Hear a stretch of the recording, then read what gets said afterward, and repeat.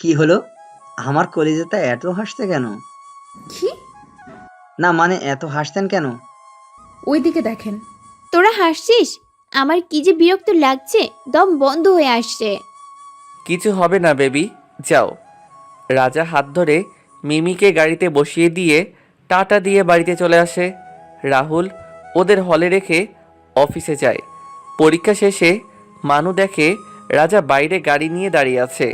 মানু রাজার কাছে গেলে রাজা প্রশ্ন নিয়ে দেখে আর মিমির জন্য অপেক্ষা করে। অনেকক্ষণ পর মিমি বের হয়। বোরখার জায়গায় থাকলেও শাড়ি হাতে। ভাইয়া রে, তোর বউ তো দেখি ইতিহাস বানাবে। রাজা মিমিকে গাড়িতে বসিয়ে দিয়ে জোরে গাড়ি টেনে বাড়িতে যায়। রুমে নিয়ে গিয়ে দরজা লাগিয়ে দেয়। কি হয়েছে রে মানু? আমি কিছু জানি না। এক্সাম কেমন হলো তোদের? খুব ভালো। লা লা লা লা। শাড়ি কিভাবে খুললো? খুলে গেছে, আমার কি দোষ? তাই বলে সবার সামনে এভাবে খুলে হাতে নিয়ে আসবা? তাতে কি, বোরকা তো ছিল। উফ, আমি পাগল হয়ে যাব তোমার জন্য। বকছেন কেন? ক্ষুধা লেগেছে খুব। আমার মাথা খেয়ে পেট ভরেনি। খাবো না। রাগ করে ঘুমিয়ে যায়। রাজা অনেক ডেকে ওঠেনি। মিমি ঘুম থেকে উপরে দেখে রাজা পাশে শুয়ে জোরে জোরে খবর পড়ছে। একজন শুকনা মেয়ে একবেলা না খেয়ে থাকার কারণে পিত্তথলি শুকিয়ে মৃত্যু। এ কি? তার মানে মিমি আজ মারা যাবে না খেয়ে? মিমি হুড়মুড় করে উঠে দেখে টেবিলে খাবার রাখা।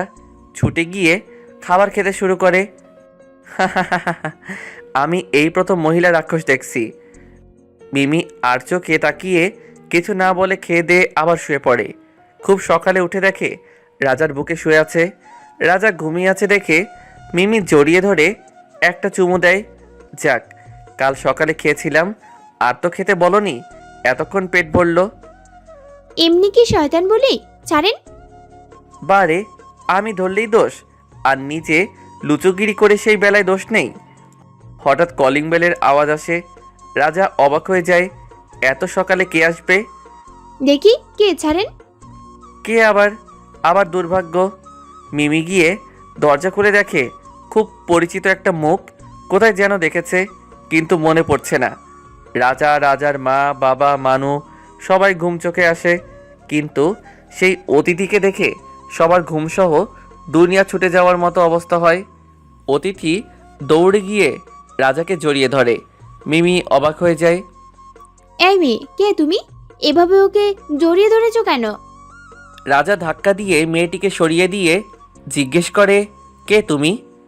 আমাকে চিনতে পারছো না রাজা? আমি তোমার তনুশ্রী। তোমার তানুকে তুমি চিনতে পারছো না? আমার তনুশ্রী অনেক আগেই আমাকে ছেড়ে এই দুনিয়া ছেড়ে চলে গেছে। কে তুমি মেয়ে? এভাবে নাটক করলেই কেউ তোমার তানু বলে মেনে নিবে, এটা ভাবলে ভুল ভাবছো। অসভ্যর মতন এসে গায়ে পড়ছো, যাও বেরিয়ে যাও। কিন্তু বাবা, ওর চেহারা তো এটাই প্রমাণ করে যে ও সত্যিই তানু। আমি আমার তানুকে চিনতে ভুল করব না, আর আমার তানু এতটা অসভ্য না। মিমি রাজার মুখে বারবার আমার তানু কথাটা শুনে পাথরের মতো চেয়ে থেকে দেখছে সবাইকে, আর ভাবছে এবার মনে হয় সত্যি ওর স্বপ্নের রাজাকে হারিয়ে ফেললো। মিমি, তুমি আমার সাথে ঘরে এসো, ওর কথা একদম বিশ্বাস করবে না। এই মেয়েকে? ও, এবার বুঝলাম। এর জন্য এখন রাজা আমাকে চিনতে পারছে না।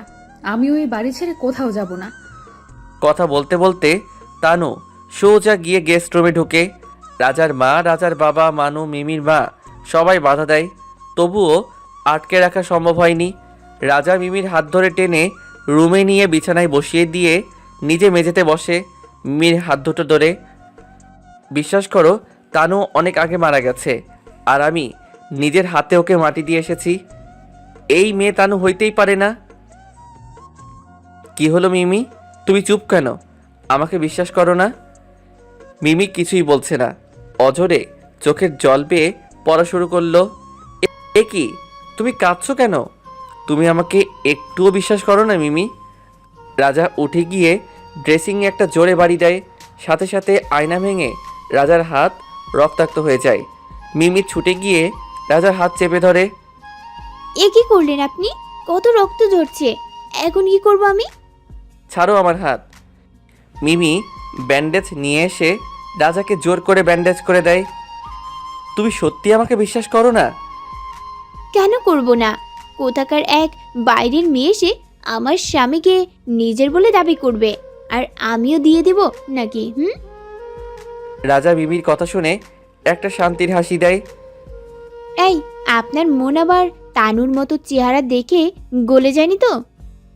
তা একটুখানি গেছিল। মেরেই ফেলবো, সবকিছু ধ্বংস করে দেব। আচ্ছা হয়েছে তো, এবার এটা জানার চেষ্টা করো এই মেয়েকে, আর কেন এই বাড়িতে এলো, কি উদ্দেশ্য? আমিও সেটাই ভাবছি। হারামি মেয়ে একটা। দুনিয়ায় এত ছেলে থাকতে আমার রাজার পিছনেই লাগা। দেখাচ্ছি মজা, দাঁড়াও। আপনি আসুন আমার সাথে, কোথায়? আমার পিছনে পিছনে আসুন। ওকে মহারানী, চলুন। মিমি রাজাকে নিয়ে রান্নাঘরে যায়। সবাই নিজ নিজ রুমে গিয়ে তানুকে তাড়ানোর কথা ভাবছে। শোনেন না, আমি এখন আটা ব্রেড করব। আপনি আমাকে পেছন দিক থেকে জড়িয়ে ধরে থাকবেন। আমি ছাড়ুন ছাড়ুন বললেও ছাড়বেন না, আরো শক্ত করে ধরবেন, ওকে? মানেটা কি? যা বলছি তাই করবেন।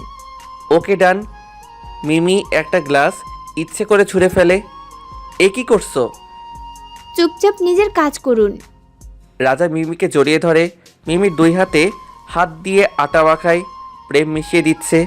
গ্লাসের শব্দে তনু বের হয়ে এসে রান্নাঘরে তাকিয়ে দেখে রোমান্স চলছে। সেটা দেখে তানু খুব রেগে যায়। মিমি তানুকে দেখে নাটক শুরু করে দেয়। আহা, ছাড়ুন না। কাজ করার সময় তো ভালোবাসার বিরোধী দরকার নাকি? রোজ এই রকম করেন, এটা ঠিক না। আজ পাশা খেলবো রে শ্যাম। মিমি রাজার দিকে ঘুরে দাঁড়িয়েই রাজার মুখে আটা মাখিয়ে দেয়। রাজা আর মিমি পুরো বাড়ি জুড়ে ছুটোছুটি শুরু করে দেয়। মিমি ছুটে গিয়ে তানুকে এক ধাক্কা দিয়ে মেঝেতে ফেলে দেয়। ও মা গো, মরে গেলাম গো। কি ডাইনি মেয়ে রে বাবা, মানুষ খুন করে ফেলবে। ও মা গো, বাঁচাও। মিমি এসে তানুর হাত ধরে টেনে ওঠায়। এমা, আমাকে বকছো কেন? আমি একদমই দেখিনি। রাজা, আমি হাঁটতে পারছি না, আমাকে একটু রুমে রেখে আসো না প্লিজ। মানু, হ্যাঁ ভাবি বলো। এখানে এসে কাজ শুরু করো। মানু এসে তানুর দুই হাত ধরে আর মিমি দুই পা ধরে গেস্ট রুমে নিয়ে বিছানায় জোরে ফেলে দেয়। তানু আপু, তুমি ব্রেকফাস্টে কি খাও? আমি তো চিকেন ফ্রাই আর চাউমিন খাই। মানু, ফলো মি। আমরা অতিথি সেবা করব, রান্নাঘরে চলো। মিমি আর মানু রান্নাঘরে গিয়ে চিকেন ফ্রাই আর চাউমিন বানিয়ে তানু রুমে নিয়ে যায়। তানু দেখে খুশি হয়ে খেতে শুরু করে। কিন্তু এ কি, এত লবণ আর ঝাল কেন? আসলে আমি এই প্রথম রান্না করছি তো, তাই এরকম হয়েছে। না না, ঠিক আছে। মিমি মনে মনে ভাবে, ব্যাপার কি, আমাকে গালাগালি না করে ঠিক আছে বলে গেল কেন? মিমি, যাই। আমি হসপিটালে যাচ্ছি। আজ মাসুমের ইঞ্জেকশন পুশ করার প্রথম দিন। ভেবে করছেন তো? এইভাবে বাঁচার থেকে মরে যাওয়াই ভালো। আচ্ছা, সাবধানে যাবেন। কোনো হেল্প লাগলে আমাকে বলবেন। তুমি যাবা না কলেজে? না, আমি মিশনে আছি। ঘাট থেকে পেতনি নামানোর mission. Okay, carry on dear. আল্লাহ হাফেজ। বাই। ভাবি, কলেজে যাবা না? না, তুমিও যাবা না। কেন? আজ তোরা রাকি? কিছু না। বুঝেছি, এই পাজিটা তোর মাথা পুরাই খেয়ে ফেলেছে।